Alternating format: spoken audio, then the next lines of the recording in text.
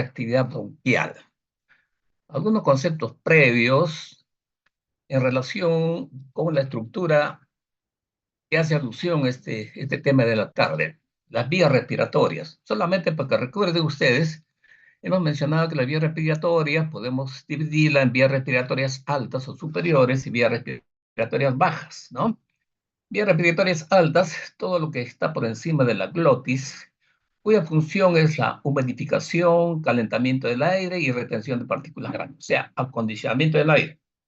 El problema de la hipertrofia bronquial está referida a las vías respiratorias inferiores, o sea, todas aquellas que están por debajo de la glotis, ¿cierto? Que constituye o está constituido por una red de tubos ramificados. Hay un promedio entre 18 a 19 subdivisiones, ¿no? Teniendo en cuenta que la última parte de la vía respiratoria es el bronquiolo terminal.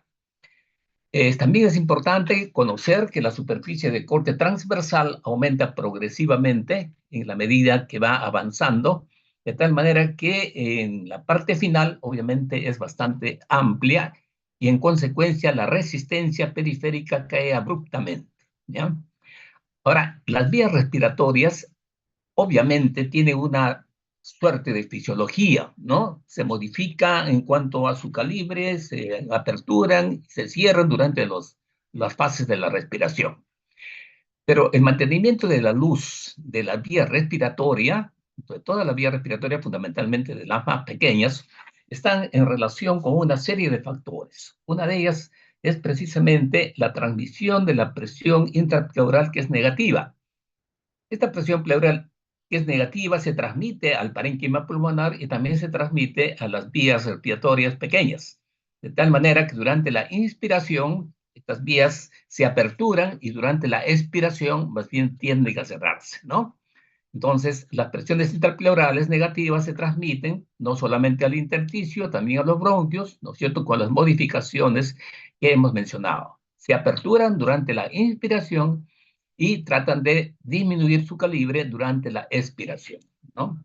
Recordemos también la estructura anatómica de la vía respiratoria. Las vías respiratorias grandes, obviamente, tienen una estructura ligeramente diferente de las vías respiratorias pequeñas, ¿no? En las grandes tenemos el cartílago, que le da una cierta resistencia. Por debajo de él se encuentra la capa muscular, importante, que tiene una distribución helicoidal, de tal manera que la contracción de los músculos modifica definitivamente la luz de los esquemas de las vías respiratorias. Por debajo de la capa muscular encontramos la submucosa con dos elementos importantes: las células califormes y las glándulas mucosas, muy importante en los mecanismos de obstrucción de la vía respiratoria, ¿ya? Y por debajo, la mucosa bronquial, constituida básicamente por un epitelio cilíndrico ciliado, ¿no es cierto? Este epitelio cilíndrico ciliado también se va a ir modificando, de tal manera que en los bronquiolos terminales solamente tiene una estructura de tipo cúbica, se transforma en cúbica, el cilíndrico se transforma en cúbico. Ahora, por otro lado, esta vía respiratoria tiene una fisiología muy interesante, ¿no? Entonces, la regulación de las vías, ¿no? Del calibre de las vías, aparte de los mecanismos de sostén que hemos mencionado, ¿no es cierto?, está influenciado por una serie de otros factores, ¿no? Entonces, independiente del efecto de la transmisión de la presión negativa intrapleural, ¿no?, el soporte propio del tejido que lo rodea también es un elemento que interviene en el mantenimiento del calibre de la vía, ¿no? Entonces, esto es modificado también por mecanismos neurológicos. Si ustedes recuerdan, el músculo lisobronquial tiene receptores, ¿no es cierto?, del sistema autonómico, tanto receptores simpáticos como parasimpáticos. Esto es bueno que ustedes recuerdan, porque la estimulación de los receptores alfa, ¿cierto?, alfa simpáticos, producen broncoconstricción, ¿no? Y la estimulación de los receptores beta más bien producen broncodilatación. Hay que tener mucho cuidado con esto porque disponemos en las farmacias, disponemos obviamente de medicamentos que pueden bloquear, ¿no es cierto?, hay los receptores beta y de repente podemos desencadenar un broncoespasmo en un paciente predispuesto, ¿no? Entonces, tener en cuenta, los receptores alfa adrenérgicos son broncoconstrictores, los receptores beta adrenérgicos son broncodilatadores, ¿no? Igualmente disponemos de estimulación simpática, la estimulación simpática produce más bien broncoconstricción. Y por supuesto también tenemos en la farmacia, tenemos obviamente inhibidores de la función parasimpática que usamos mucho como broncodilatadores, ¿no? Igualmente, además de estos receptores importantes, también se describe en las vías aéreas, se describen los receptores libres. Estos receptores libres normalmente no están expuestos, pero cuando hay un proceso de tipo inflamatorio, estos receptores libres son expuestos y la estimulación desencadena también un proceso de broncoconstricción, ¿ya? Estos receptores, que por cualquier tipo de inflamación, sea por agente físico o agente biológico, entonces son activados y es un mecanismo también que interviene como en la broncoconstricción. Acá tienen ustedes una represión anatómica, lo que se ha mencionado, ¿no? Importante, la parte cartilaginosa, que están en los bronquios grandes, pero posteriormente entonces pierde la presencia del músculo liso, que tiene una distribución, que se llama helicoidal, ¿no es cierto? El aparato secretor de mucus y finalmente el epitelio, el endotelio, por supuesto, formado por las células cúbicas con la presencia de cilios. Esta es, obviamente, la estructura de un bronquio grande, ¿cierto? Entonces, la respuesta broncoconstrictora excesiva, ¿no? Frente a diversos estímulos es lo que se denomina hiperreactividad bronquial. Entonces, si queremos definir hiperreactividad bronquial, es toda aquella situación en la cual el paciente responde de manera intensa con una broncoconstricción cuando se expone a estímulos diversos que pueden ser estímulos físicos, estímulos químicos o estímulos biológicos. Todos ellos obviamente están mediados por inflamación. Entonces, la inflamación en sujetos completamente o especialmente en algunos sujetos con esta tendencia responden exageradamente con una broncoconstricción, ¿no? Entonces, este sistema o este mecanismo de hiperreactividad bronquial puede evaluarse exponiendo al paciente a diversos estímulos y también utilizando algunas sustancias químicas como es la metacolina o la histamina, o también sometiendo a la persona a ejercicio físico, el cual va a determinar la inhalación de aire relativamente frío, ¿no? Como ocurre en la hiperventilación, y el paciente va a responder con una broncoconstricción, ¿cierto? Siempre y cuando tenga esta tendencia de hiperreactividad bronquial, ¿no? Entonces, tanto los fenómenos están relacionados, ¿no es cierto? De la hiperreactividad bronquial están relacionados con un mecanismo básico que es la inflamación. Ya, de tal manera que si nosotros controlamos la inflamación, la hiperactividad bronquial de alguna manera puede disminuir, ¿no? Las teorías que pueden explicar esta tendencia a la hiperactividad bronquial, ¿no? Son de dos tipos, ¿no? Teniendo en cuenta que en algunas circunstancias da la impresión de que la hiperactividad bronquial es un desorden de tipo genético o familiar, ¿no? Entonces, pero también se ha determinado que infecciones virales tempranas en los niños pueden también generar, ¿no es cierto?, hiperactividad bronquial más adelante. O sea, la hiperactividad bronquial puede tener dos orígenes, un origen genético, familiar, o puede tener un origen mediante un proceso adquirido por una infección viral temprana, ¿no? Entonces, dentro de las teorías que explican la tendencia genética, se habla de un desbalance precisamente de los receptores que hemos mencionado, ¿no es cierto?, con una predominancia de la respuesta alfa frente a la respuesta beta, ¿no? Es una presunción de por qué un paciente puede estar genéticamente predispuesto a hacer una hiperreactividad bronquial. Acá un esquema que resume lo que acabo de decirles, ¿no es cierto? La hiperactividad bronquial nosotros podemos probar inclusive en el laboratorio, podemos probar mediante el uso de la metacolina, la histamina, o también mediante el uso, o hacer respirar aire frío al paciente, ¿no? Todos estos mecanismos van a determinar o van a poner en evidencia este mecanismo de hiperactividad. Por supuesto, las personas que no tienen esta tara, obviamente no van a responder con broncoespasmo. Los pacientes que tienen esta hiperactividad responden de manera exagerada, ¿no es cierto?, con una broncoconstricción, ¿no? Entonces, si esto ocurre, ¿no?, estas pruebas que usamos metacolina, histamina o la inhalación de aire frío, un paciente que tiene hiperactividad bronquial, ¿no es cierto?, va a producir un broncoespasmo bastante importante, ¿no es cierto?, ¿no? Y esto puede ser originado por estímulos químicos, por estímulos físicos, como hemos dicho, o también por estímulos de tipo biológico. Acá también se hace referencia a las dos posibilidades, ¿no? ¿Por qué el paciente puede tener hiperactividad bronquial?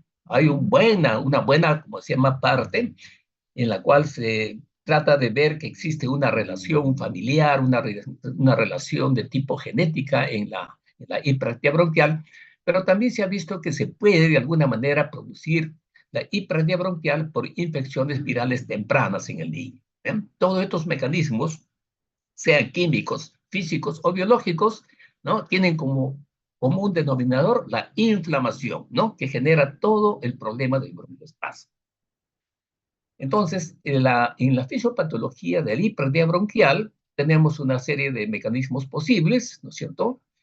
Acá tenemos, por ejemplo, que pueden haber eventos bioquímicos que activan el músculo liso bronquial, ¿no es cierto? Ya hemos mencionado la estimulación de los receptores, mecanismos que explican un mayor acortamiento del músculo liso bronquial, esto probablemente de tipo genético, fenómenos mecánicos que determinan el estrechamiento final de la vía aérea. ¿Verdad? Importante, van a encontrar ustedes la hiperactividad, ¿no es cierto?, de las esquemas del aparato de secreción mucosa de la vía respiratoria, ¿no? Los fenómenos están asociados. La hiperactividad bronquial de la vía tiene posiblemente entonces un factor genético, ¿cierto? La inflamación de la vía aérea con edema, ¿cierto?, de la misma es el centro fundamental que va a producir este tipo de reacción, ¿no es cierto? Y por otro lado, el proceso inflamatorio, y esto ocurre en algunos tipos de patología, conjuntamente con los procesos inflamatorios existe un mecanismo de remodelación de la vía aérea, ¿no? La remodelación de la vía aérea significa una transformación de la vía aérea, ¿no?, por proliferación de tejido conjuntivo o tejido fibroso, ¿no? Eso es remodelación de la pared, fundamentalmente en los pacientes que tienen alteraciones persistentes de disminución del calibre de la vía, ¿no? Muy bien, esto es un, un esquema de lo que acabo de decirles. Miren ustedes el ejercicio, ¿no es cierto?, ¿no? Puede originar tranquilamente hiperactividad bronquial, ¿no es cierto?, la cual va a producir obviamente broncoconstricción, ¿no es cierto?, con una broncopatía obstructiva, ¿no es cierto?, que puede ser originado por cualquiera de los elementos que hemos mencionado. ¿Qué cuadros están relacionados con hiperactividad bronquial? Cuando queremos relacionar la hiperactividad bronquial, tenemos que pensar que pueden haber cuadros de presentación aguda y cuadros de presentación crónica. Los cuadros de presentación aguda están en las bronquitis obstructivas, ¿cierto? Y de manera no muy frecuente, y la bronquitis es la más frecuente, puede haber lo que se llama la bronquiolitis aguda. Esto es precisamente una infección viral de los primeros meses de vida o años de vida. Entonces, esto generalmente a veces termina en un cuadro de hiperactividad bronquial, ¿no? Y también se ha visto, ¿no?, esta hiperactividad bronquial generada por la injuria por inhalación de polvos, inhalación de biomasa fundamental, ¿no? En la forma de presentación crónica, la situación clínica más común que ustedes han escuchado seguramente es el asma bronquial, ¿no? Conjuntamente con el asma bronquial y también en presentación crónica tenemos la enfermedad pulmonar obstructiva crónica, ¿no? Y la inhalación de biomasa, que en última instancia, por supuesto, es un elemento que genera enfermedad pulmonar obstructiva crónica. Hay algunos otros procesos que no son muy frecuentes, como son la alveolitis alérgica extrínseca, ¿cierto? Otro, la fibrosis quística y una infección micótica, la aspergilosis, con una forma clínica de presentación que se llama la aspergilosis broncoalérgica. Igualmente, los pacientes que han tenido problemas de tuberculosis pulmonar tienen una serie de secuelas que pueden obviamente tienen una forma de presentación con hiperactividad bronquial. En consecuencia, las causas comunes de hiperactividad bronquial están resumidas en esta parte baja, son bronquitis aguda, enfermedad pulmonar obstructiva crónica, el asma bronquial y el pulmón secular tuberculoso. Para nosotros es importante debido a la alta incidencia que tenemos de esta enfermedad. ¿Cuál es la presentación semiológica? Fácilmente ya ustedes pueden deducir si hay alteración en el flujo de aire, ¿no es cierto? Hay obstrucción del flujo de aire, entonces el paciente va a tener obviamente una alteración en la expulsión de aire fundamentalmente. Dijimos en alguna oportunidad que los problemas obstructivos de la vía respiratoria baja producen dificultades fundamentalmente durante la expiración del aire, ¿no? Y esta expiración del aire, ¿no es cierto?, por el estrechamiento de la vía respiratoria genera un ruido de tonalidad alta llamada silbido de pecho o sibilantes, ¿cierto? Del broncoespasmo es a veces la tos persistente, no productiva. Esto ocurre a veces en las noches especialmente, ¿no? En los pacientes que tienen asma bronquial, ¿no? Ahora, dependiendo de la magnitud de la obstrucción de la vía, el paciente puede tener definitivamente diverso grado de disnea, ¿no? Eh, en ocasiones, debido al problema inflamatorio, no necesariamente, podría las crisis de broncoespasmo estar asociadas a la presencia de expectoración. Más aún teniendo en cuenta que un elemento que puede desencadenar una crisis broncoespástica de un paciente predispuesto son precisamente las infecciones por agentes biológicos de diversa naturaleza, virales, bacterianos, etc. Los signos podemos deducirlo también fácilmente, ¿cierto? Ya hemos mencionado, la expiración es la que fundamentalmente está comprometida y acompañada de la presencia de sibilancias, ¿cierto? La expiración está prolongada precisamente por la obstrucción, ¿no es cierto? Y debido a esta prolongación de la expiración, parte del aire inhalado se retiene y el paciente a veces no lo exhala de manera completa, de tal manera que el tórax permanece en estado, obviamente, de hiperinsuflación. Entonces el tórax se torna hiperresonante, un tórax distendido por incremento precisamente de la resistencia y el pulmón no puede evacuar completamente el aire que ha inspirado, ¿no? Dijimos que uno de los cuadros representativos de la hiperactividad bronquial se ve en el asma bronquial, ¿no? El asma bronquial vamos a describir de manera rápida, ¿no es cierto?, teniendo en cuenta que es una enfermedad sumamente frecuente, ¿no? Tener en cuenta que es una enfermedad inflamatoria crónica de las vías aéreas, ¿no es cierto?, que está asociado definitivamente a hiperactividad bronquial, ¿no? Y esta tendencia produce obviamente una respuesta exagerada de los bronquios frente a diversos estímulos. Estos diversos estímulos van a producir un broncoespasmo que es variado también. Hay obstrucción bronquial episódica y la intensidad del episodio y la duración no puede variar de manera espontánea o por influencia del tratamiento, ¿ya? Datos relevantes que hay que considerar en el asma bronquial. Primeramente, es una obstrucción bronquial reversible para diferenciarlo de otro proceso que vamos a ver más adelante, que es la enfermedad pulmonar obstructiva crónica. Definitivamente un paciente asmático tiene hiperreactividad bronquial, ¿no? Y hemos mencionado también, ¿no?, que la inflamación juega un papel importantísimo y seguramente ustedes van a ver cuando ustedes hagan ya la terapia del paciente asmático, tendrán que utilizar obviamente antiinflamatorios, ¿no?, corticoides fundamentalmente, ¿cierto?, para disminuir el cuadro de broncoespasmo del paciente, porque la inflamación es el elemento fundamental, ¿cierto?, que puede ser el origen o puede originar definitivamente el broncoespasmo precipitado por la exposición, como hemos mencionado, a alergenos, al frío o inclusive a cuadros de tipo infeccioso. Esta es la fisiopatología de lo que llama de la enfermedad bronquial. Miren ustedes, el agente nocivo externo es un estímulo irritante de diversa naturaleza, ¿cierto? Va al epitelio bronquial, en el epitelio bronquial va a activar los mecanismos simples de defensa, ¿no es cierto? Esto puede originar un problema de tipo inflamatorio del epitelio, ¿no? Entonces, ese problema inflamatorio del epitelio, por supuesto, una respuesta defensiva es la hiperproducción de mucus, ¿no es cierto? Hipertrofia de las glándulas llamadas mucosas, ¿no es cierto? Edema de la mucosa, lo cual va a producir también, obviamente, asociado a la contracción o al espasmo del músculo respiratorio, va a originar un problema de obstrucción bronquial. la respuesta o el resultado de, de esta serie de fenómenos, ¿no? Va a determinar un incremento de la resistencia del paso al aire, una reducción del diámetro del tracto respiratorio, ¿no es cierto?, que a su vez genera mayor inflamación y el paciente entra en un círculo vicioso. El asma bronquial ya definitivamente, para tener en cuenta, es un cuadro bastante frecuente, ¿cierto? En promedio, 7% de la población adulta ha tenido o tiene definitivamente cuadros de asma bronquial, y los niños probablemente entre el 10 hasta el 15% de niños tienen este problema de asma bronquial, ¿no? Los niños están más predispuestos que las niñas, ¿no es cierto? Importante porque cuando se genera el asma bronquial de manera temprana en los niños, en la medida que las vías maduran, alrededor de los 10 o 12 años o 13 años, los pacientes que han sido asmáticos en la edad temprana, a veces prácticamente se libran de este problema, ¿no?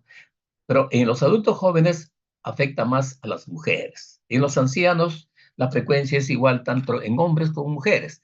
El problema es que cuando se inicia en el adulto o en el anciano, las crisis asmáticas son persistentes, ¿no? En los niños generalmente, como les he mencionado, teniendo en cuenta su grado de maduración, alrededor de los 12, 13 años, las crisis asmáticas a veces se espacían o a veces desaparecen por completo, ¿no? ¿Qué alteraciones anatomopatológicas podemos tener en un paciente que tiene un problema de broncoespasmo, ¿no?, ya establecido, ¿no? Vamos a ver que producto del mecanismo inflamatorio, vamos a ver que hay una fragilidad del epitelio bronquial y una tendencia a la descamación precisamente del epitelio, ¿no?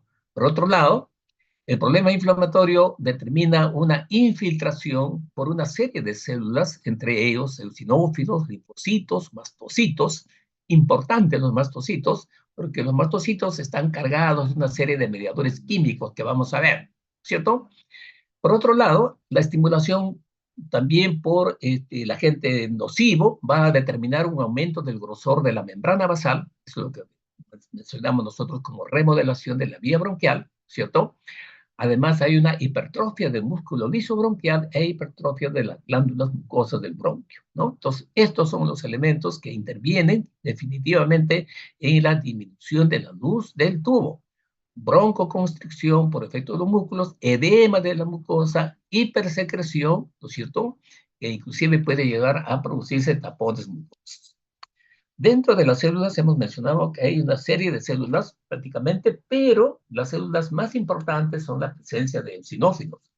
En los eosinófilos, en las crisis asmáticas, se ha visto que no solamente hay aumento de células eosinófilos en el bronquio inflamado, sino también se ha visto que hay un aumento de la producción en la médula y también hay una mayor atracción mediante citocinas, ¿no es cierto?, y un factor quimiotáctico que atraen básicamente los eosinófilos hacia la mucosa bronquial, ¿no?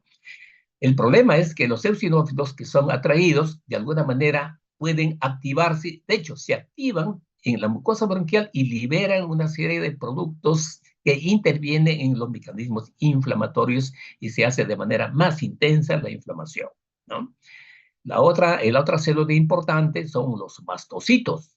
Los mastocitos tienen en su intimidad la presencia de una serie de transmisores, ¿no es cierto?, como la histamina, la serotonina, la calicreína, etcétera, que tienen un rol importante, ¿no es cierto?, en la fisiología de la obstrucción bronquial, porque tanto la histamina como la serotonina aumentan la permeabilidad vascular, aumentan obviamente la producción de mucus, ¿no? Y eso es el fenómeno que interviene adicionalmente en la disminución de la luz, ¿no?, del bronquio. Esta es la fisiopatología del asma bronquial, ¿cierto?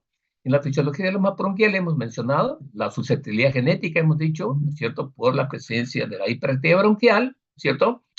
Y infecciones irritantes o alergenos de cualquier naturaleza, obviamente, van a producir pues, la liberación de histamina, ¿no?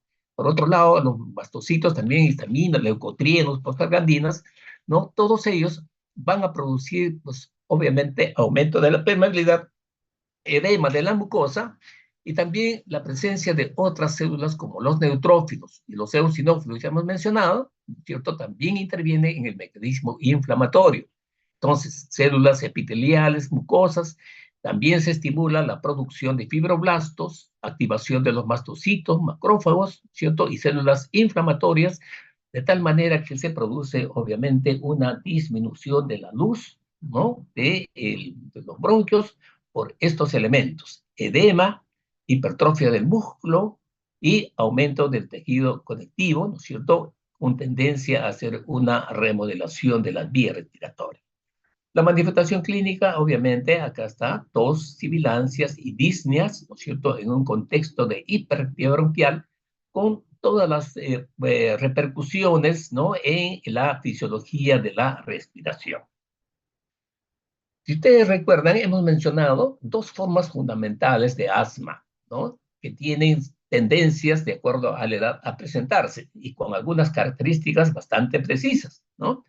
Tenemos un tipo de asma llamada asma intermitente o asma exógena, ¿no? Es aquella producida por la inhalación de alergenos. Eso es lo que ocurre fundamentalmente en las personas de menor edad, en los niños, ¿no? Entonces el paciente tiene episodios de disnea y sibilancias que son variables, ¿no?, alternados obviamente por periodos asintomáticos, ¿no?, de predominancia en la infancia. La causa fundamental en estos casos es alergénica, ¿no es cierto?, o a veces se llama por otros fenómenos, aire frío, etcétera, etcétera, ¿no? Y la intensidad de la crisis es variable, pero son en cierta forma fácilmente controlables, de tal manera que ahí tienen un buen pronóstico. Estos pacientes, niños, tienen una peculiaridad, que dentro de los antecedentes familiares ustedes van a encontrar problemas relacionados con reacciones de hipersensibilidad. Los hermanitos, los primos, etcétera, pueden tener rinitis alérgica, pueden tener dermatitis alérgica, ¿no es cierto? O inclusive de repente puede tener otro hermano que tiene también un asma bronquial. Entonces, esta tendencia se denomina atopía, ¿ya? Atopía. Y en estos pacientes, si hacemos una determinación de las inmunoglobulinas, vamos a ver que hay un aumento, ¿no?, de la inmunoglobulina E.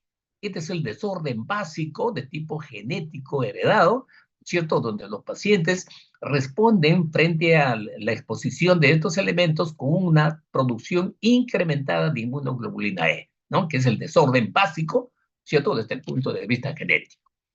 Frente a la disnea intermitente o exógena propia de los niños, ¿no es cierto?, no absoluta, pero propia de los niños, existe lo que se llama el asma persistente crónica o asma endógena, que es más frecuente, obviamente, en los sujetos mayores, por encima de los 15, 18, 20 años, y en los ancianos. En estos casos, por supuesto, el cuadro clínico tiene como presentación tos, sibilancias continuas, pero las crisis asmáticas tienden a ser mucho más severas, ¿no? La disnea variable aumenta en las noches, es obviamente más frecuente en los adultos. Los factores desencadenantes generalmente son cuadros inflamatorios de tipo más bacteriano o de tipo viral, fundamentalmente, ¿no? También los cambios climáticos, los cambios de ánimo, y tiene un peor pronóstico. Entonces, en estos pacientes no existe lo que denominamos atopía que vimos en el grupo anterior. Tampoco en estos pacientes, si hacemos determinación de inmunoglobulinas, las inmunoglobulinas E están dentro de límites normales. Entonces, hay una gran diferencia entre uno y otro, ¿correcto? Estas son las dos variantes importantes, ¿no? Acá tienen ustedes la secuencia del asma bronquial, ¿no es cierto?, la inhalación, y hemos mencionado inhalación, hiperactividad bronquial, crisis obstructiva, inmediata y tardía. Estos son los factores que pueden tranquilamente determinar, desencadenar factores desencadenantes: asma, ejercicio, infecciones respiratorias, emociones, fármacos, reflujo gastroesofágico, menstruación y embarazo, ¿correcto? El asma alérgica que hemos mencionado, hay un desorden de tipo genético y se piensa que este defecto radica en el cromosoma 11, ¿no es cierto?, con una producción excesiva de inmunoglobulina E o linfocitos B, ¿no? Esta liberación de inmunoglobulina E obviamente va a activar los eosinófilos y mastocitos, y van a provocar la liberación de los diversos mediadores químicos, histamina, serotonina, que hemos mencionado que intervienen en la fisiología de la hiperreactividad de la broncoconstricción. La atopía y la hipertrofia bronquial parece que se heredan de manera independiente, ¿ya? Pero tienden a veces a expresarse de manera conjunta. Este solamente es un esquema para ver cómo se sensibiliza inicialmente la célula, ¿no? Frente a un alergeno, se produce inmunoglobulina E, la inmunoglobulina E se pega a la pared de los mastocitos, frente a una segunda exposición hay una reacción antígeno-anticuerpo en la superficie del mastocito, provocando la liberación de los mediadores químicos, ¿no? Entonces, la liberación de mediadores químicos va a determinar todas estas circunstancias de fenómenos: hiperactividad, hipersecreción de moco, vasodilatación, edema, ¿no? Va a producirse también tapón mucoso, daño epitelial, ¿no es cierto? Y hemos mencionado también que la inflamación pone en evidencia los receptores libres, ¿no es cierto?, que tienen efecto broncoconstrictor y el paciente tiene la crisis asmática. Esta es la fisiología del músculo liso bronquial en el asma. Ya hemos mencionado el alergeno, aumento de producción de inmunoglobulina E, se unen a los receptores, en mastocitos, liberación de mediadores químicos. Acá tienen los mediadores químicos: histamina, serotonina, leucotrienos, factores de necrosis tumoral, factores de reclutamiento de eosinófilos, etcétera. Todo ello va a producir una broncoconstricción. El otro problema que vamos a tratar es la enfermedad pulmonar obstructiva crónica, que es una situación en la cual hay una obstrucción permanente. Acá no hay episodios, es la obstrucción permanente y progresiva de la vía aérea, ¿no? Entonces, conjunto de entidades que tiene como común obstrucción persistente del flujo aéreo, ¿no? Entonces, esto tiene tendencia a incrementarse, o sea, no hay remisión a diferencia del asma bronquial. Entonces, este término de EPOC incluye dos procesos: bronquitis crónica y enfisema pulmonar, ¿no? Entonces, cuando uno hace el diagnóstico, no es necesario ya hacer la diferenciación entre bronquitis crónica y enfisema, porque generalmente el paciente con EPOC tiene las dos cosas, ¿no? Otras enfermedades que pueden ocasionar son la fibrosis quística, bronquiectasis y la bronquiolitis obliterante. Este es el mecanismo fisiopatológico. Se debe básicamente a la exposición crónica frente a partículas nocivas, que genera un estrés oxidativo tremendo y una inflamación pulmonar, ¿no?, con la generación de proteinasas. Las proteinasas que van a producir destrucción del tejido elástico pulmonar, y por eso obviamente se va a producir una alteración anatómica severa de la vía respiratoria, ¿cierto? Es irreversible y más bien es progresiva. Esta es la secuencia de situaciones: enfermedad pulmonar inflamatoria crónica, obstrucción crónica de la vía aérea, ¿no es cierto?, y producida por una serie de situaciones. Tabaco, obviamente también hay una situación en la cual hay unos factores genéticos con deficiencia de alfa-1 antitripsina. Es más frecuente, obviamente, en los sujetos mayores, ¿no es cierto? Los síntomas son los mismos que hemos mencionado, solamente que no hay liberación completa. El paciente siempre tiene, y la enfermedad tiende a ser más bien progresiva, ¿no? Este es el mecanismo fisiopatológico. Los elementos que producen esta situación, los factores que producen esta situación, generan una serie de daño permanente, persistente, ¿no es cierto?, por la presencia de células inflamatorias. Se liberan una serie de, de mediadores químicos, ¿no es cierto?, que producen también, obviamente, la disminución de antiproteasas como la antitripsina 1. Recuerden que la antitripsina 1 está evitando que se destruyen las células o las fibras de tipo elástica. Entonces, como no tienen antitripsina 1, hay disminución de antitripsina 1, entonces las células elásticas fácilmente se alteran, ¿no? Se eliminan, ¿no? Entonces, todo esto va a determinar entonces una persistencia de la obstrucción, ¿cierto?, una reacción inflamatoria, broncoconstricción, y esto sí, una remodelación bronquial que es irreversible y más bien progresiva. Esto es el mecanismo fisiopatológico. Miren ustedes: los agresores inhalados, la respuesta inflamatoria, daño del epitelio respiratorio, estimulación de las fibras nerviosas expuestas, las fibras obviamente receptores de adaptación rápida, y la liberación de mediadores químicos que va a producir todo el cuadro de remodelamiento y obstrucción permanente. Esto es lo mismo, ¿no es cierto? Hemos mencionado proceso de reparación del tejido, formación del tejido cicatrizal, estrechamiento de la luz persistente y limitación del flujo aéreo. El otro cuadro que queremos está implicado dentro del EPOC es el enfisema pulmonar. El enfisema pulmonar, ¿no es cierto?, es una alteración anatómica caracterizada por ruptura de las paredes alveolares. Paredes alveolares, o sea, las paredes distales al bronquiolo terminal, o sea, el bronquiolo respiratorio, se rompen las paredes y hay un aumento entonces del tamaño y obviamente disminución del área de intercambio, ¿no? Entonces está acompañado de cambios destructivos de las paredes de los alveolos. Ese es el enfisema pulmonar, ¿no? Es progresiva y crónica, hay destrucción progresiva de las paredes alveolares, ¿no?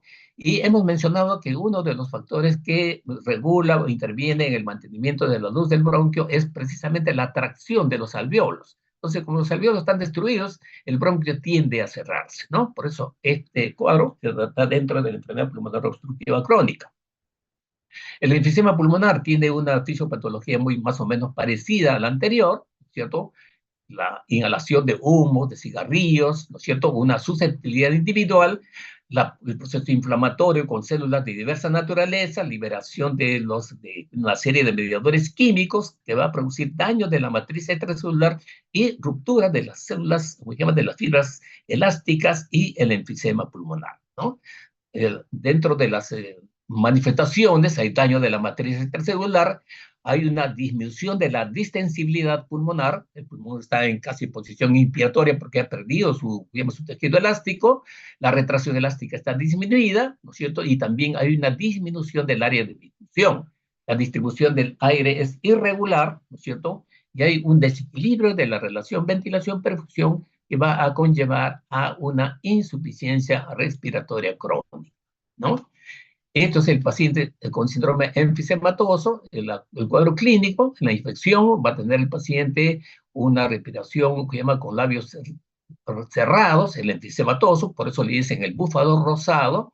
En las palpaciones, las vibraciones vocales están disminuidas, en la percusión precisamente hay una hipersonoridad y en la auscultación se puede encontrar expiración prolongada y sibilancias.